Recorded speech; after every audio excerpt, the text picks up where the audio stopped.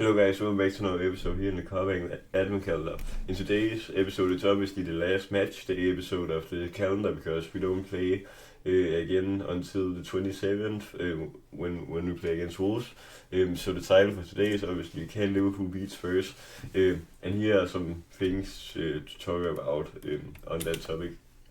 So obviously the injury updates. First and foremost, Frimpong is back.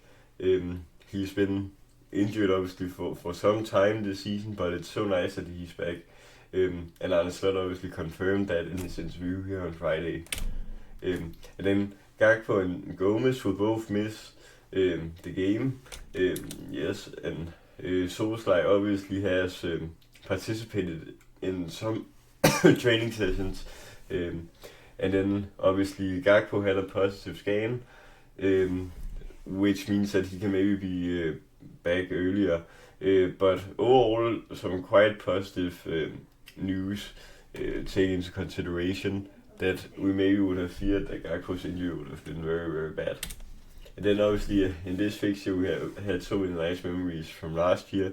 We obviously won 6-3 at the Spurs stadium, and obviously that was a crazy game because I remember that I thought that it was going to be a very hard match.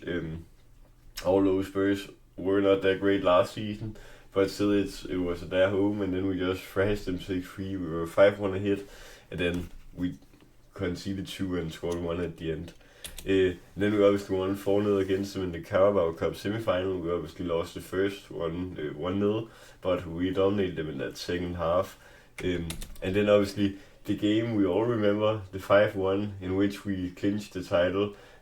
With so many goals from both Diaz, McAllister, Gakpo, Salah, and then an own goal from Udogi, and then obviously Solanke starting the scoring for Spurs in the game, former Liverpool player obviously. And here are just some of the celebrations, because I still remember the day. It was a quite fantastic day to be called champions with 4 games to spare. That's quite phenomenal.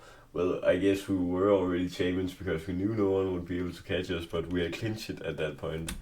And in this fixture, there always tends to be a lot of goals.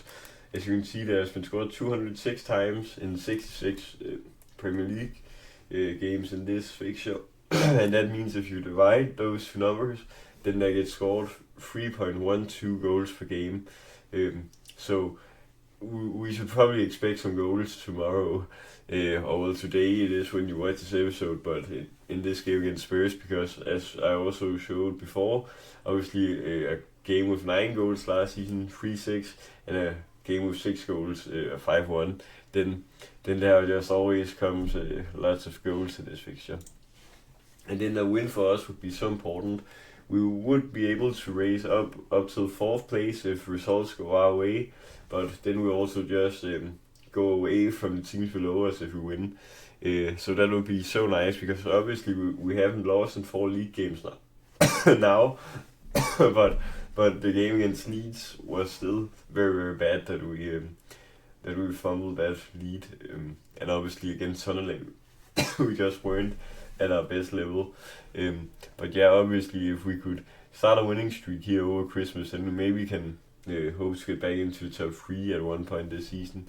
But as I also have talked about some of the early episodes, then maybe the Champions League just is the way this season. Now that we've both won at home against Real Madrid and also won away against Inter. And then Spurs at home, they are quite bad at home this season. They've only gotten 8 points from 8 games at home in the Premier League, with 2 wins and 2 draws. So that's not that great for them, because they always brag about having the best stadium, but they can't win that many matches at home. So we should capitalize on that, because it just looks like that Thomas Frank hasn't got them performing at home, in which it actually should be there. You're performing firstly on the new manager. But yeah, so now what's the best lineup? I've taken obviously Alisson in goal, and then Robertson on left back, because I just think he's more routine in a match like this. And then we have Van Dijk and Konate, they're obvious. And then Bradley on right back, he's back after a suspension now.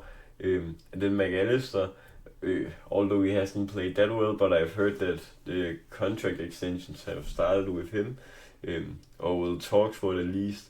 And then Soboslai on the cam, and then Grönberg on the other center mid, and then in the attack. That's where it gets interesting because obviously we don't have Salah right now because he's at AFCON.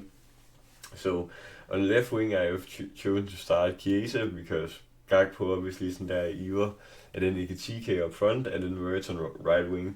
And now you're probably wondering where is Isak. I maybe think that a game like this, it's better that he gets subbed on because he hasn't provided the best match fitness this season, and we maybe should consider how to use him a bit more to get the best out of him. Yeah, so we can take a look at those injury updates again because it's obviously a bad thing that we had all these injury scares against Brighton, and we could just hope that that doesn't happen again against Spurs, and that we can go clean through a match without getting an injury because it's just such a bad time to get it here in the Christmas and New Year's period where there are so many games. But it's a promising sign that Gakpo obviously is on the way back. And then Gomez, we don't know that much about. But yeah, so yeah, guys, that was all for today's episode. I hope you enjoyed, and let's hope we beat Spurs. But yeah, guys, remember to like, subscribe, and share for all the fans. Till next time, peace.